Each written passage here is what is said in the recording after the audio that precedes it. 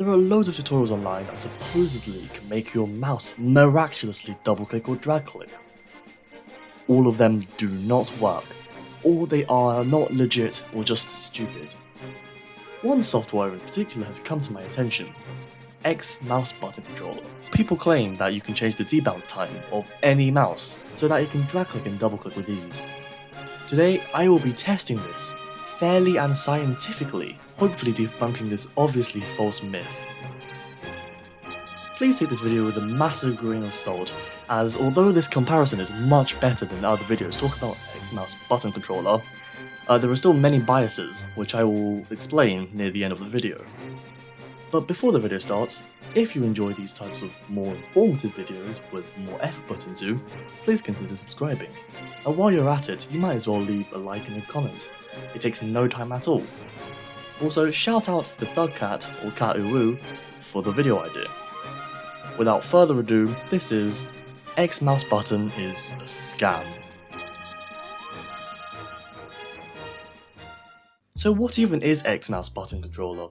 It seems to be a software that's very similar to your gaming mouse software, but instead of storing commands or whatnot on your mouse's onboard memory, it intercepts the mouse signal to your computer and broadcasts it as something else, which you can change. The technical terms here are probably wrong, but you get the point.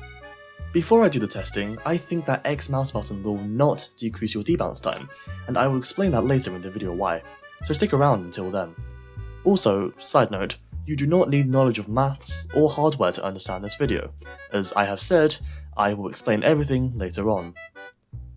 My null hypothesis is therefore, XMouse button does not increase CPS. My alternate hypothesis is XMouse button does increase CPS. Before doing an experiment, it is always good to have a method and to write down anything that should or should not change. Variables. I will be doing this on 1.8.9 Forge with only the CPS and keystrokes mod by Skier, I believe, to avoid the risk of Luna not registering my clicks. This will be a control variable.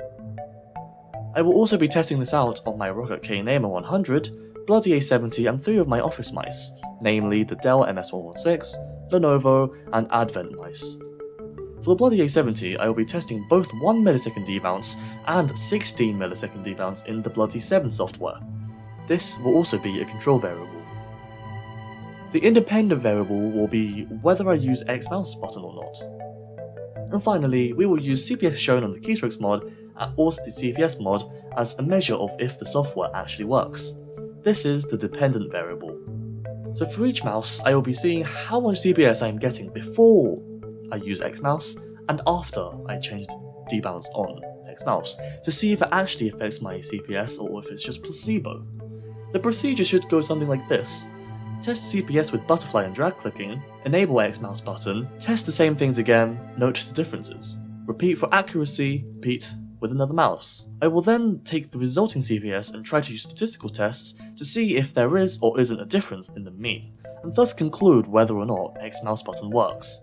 So I'm in this bridging world that I have, so the CPS counter is on the top left, as you can see here. It's gone. The CPS is a bit small, but oh well. And I have a new cape now. This is cool. This is the migrator cape, if you don't know. So first of all, we're going to download XMouse button. Here's a incognito tab since the website looks kind of dodgy. XMouse button controller. I think it's this one. It's apparently safe, thanks Norton for telling me. Please run. Okay, so here we have the XMouse button controller set up version 2.19.2. So I'm pretty sure it's in settings and advanced. Ignore debounce right here. So this is unticked right now at the moment, so yeah, so the debounce won't be changed. So we're just gonna leave this for now, or just close it. No changes, nothing has changed. And we're going to be testing each mouse. I have the Kain 100, Bloody A70, some Lenovo mouse here, don't know what that is, the Dell MS116, and the fake Bloody A70 wireless mouse. These three can drag click. This one can kind of, I think. This one cannot. So yeah, we're testing all all 5 of these to see if they work or not. So first of all, CPS on the bloody A70. I would say the average is about 19 CPS. Okay, so now we have a CPS down at the bottom. Yeah, I'm going to say the average is about 19 CPS butterfly clicking. So let me just put this in the notepad.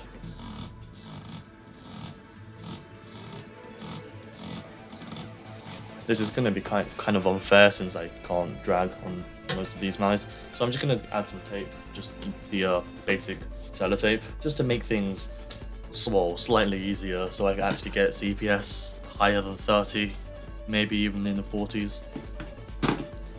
So this might lead to some variation, but it's fine, I hope.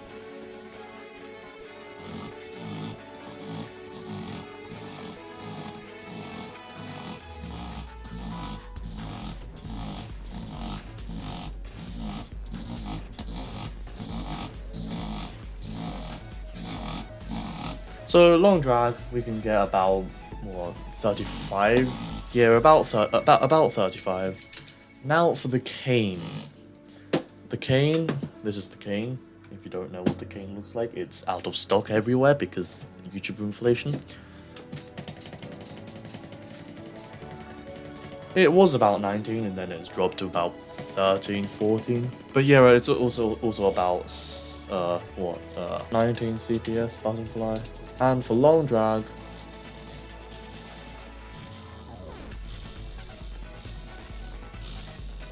it seems I'm only getting about 28. So yeah, 28. So for this, I'll actually do the Dell one first. This is about 14, 15 CPS butterfly. So this is Dell. It's about 14, 15 CPS butterfly. And for drag clicking, I need to add some tape to it because its surface is kind of bad. I think it short drags better than long, but we will add some more tape.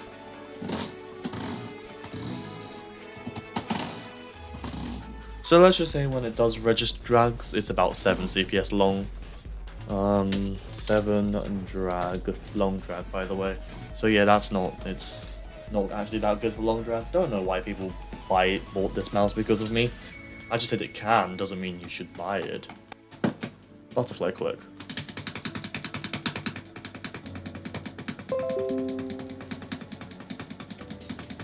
It's getting a pretty steady 17, 18 CPS.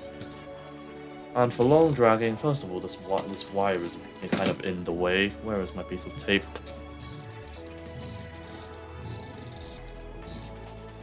It does not long drag. Wow, who would have thought? Yeah, about 12 long drag, I'll say that. And finally, this mouse, this shameful fake bloody A70 mouse with the wireless one.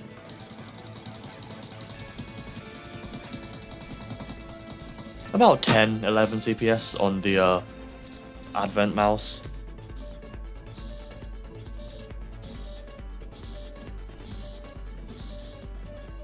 Two CPS, long drag. Okay, I forgot I was supposed to do the 24 Debounce A70. So right, I'll open up the A70 software here and button sensitivity. I'll make this to the maximum, which is 16, not 24 rather. Basically, you will see that this no longer double clicks. Yeah, so about 10 CPS. Long drag. 1 CPS. Let's go. Okay, so that's the first round of mice. So now we will open up XMouse button control. Go into settings, advanced. Debounce, ignore rapid mouse button clicks.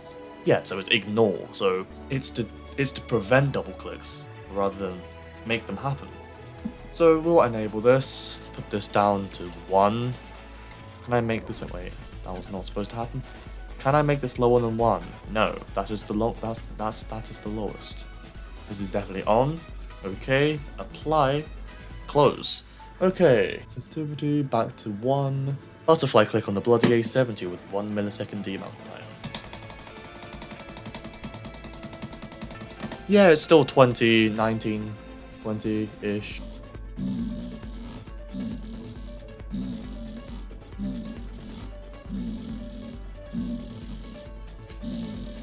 I don't know, it seems like it's become higher.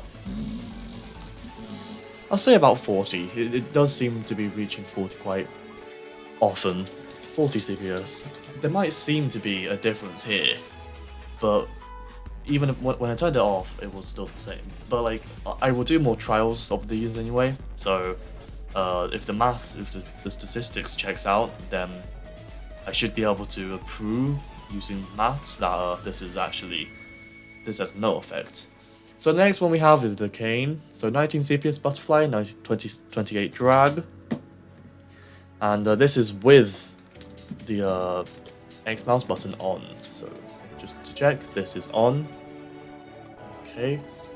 Butterfly click. Yeah, still 19. There is no change at all. Still 19. Once again, long drag feels like it's higher, but that's probably because I've warmed up for drag clicking, and now I can drag better. Yeah, I'll go for 31.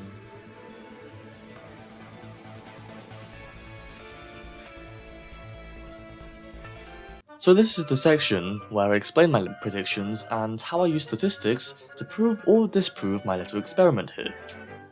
The reason why I do not believe XMouse button can decrease your debounce is that how is a single software supposed to be compatible with every mouse in existence? Well, it's not. Every mouse is built different, and their motherboards are surely different as well, so the most I can see XMouse doing is increasing the debounce so that double clicks are filtered out, and not the converse. I'm pretty sure XMouse button was made to get rid of double clicks. As in any other game besides Minecraft, double-clicking is very annoying. All the XMouse button does is get rid of clicks that are within so and so milliseconds, meaning it can increase debounce, but not decrease. The next bit is very maths heavy, so if you don't like maths, you might want to skip ahead. For the statistical tests, I assume that the CPS of one mouse can be modelled with a distribution called the t-distribution, meaning the average person gets average CPS. However, I didn't use a normal distribution since my sample was very small. The t-distribution is nearly identical except for the fact that it is more accurate with smaller samples. The test I used is called the 2-sample t-test, with 5% significance, which tests whether the means of two populations are the same or not by using the sample mean and variation. This is a one-tailed test, and if the calculated value t, which is given by this formula, is in the critical range, then XMouse button works. Otherwise, it has no effect. There is more to the math side of things, and I'll leave my work in the description down below. There were quite a lot of biases that I realised existed when I gathered the actual data, and here are some of them that I can think of immediately. I got tired later on, meaning the CPSs would be different. The texture changed, so I added tape, but that still would have affected some things. I did every mouse without XMouse button, and then every mouse with XMouse button for the first 2 runs, so me getting tired was more obvious. I had to choose the CPS I would write down, and that by itself is already a massive bias. I used a statistical model, so there is a chance that CPS cannot be modelled by a t-distribution at all. I made this video because too many people desperately want high CPS and use this, and none of the tutorials on YouTube show the CPS before using XMouse, so I just wanted to make a video that fairly tested the software. So as you can see, all of my t-test statistics are not smaller than negative 2.132, a value that I pulled from the t-test table.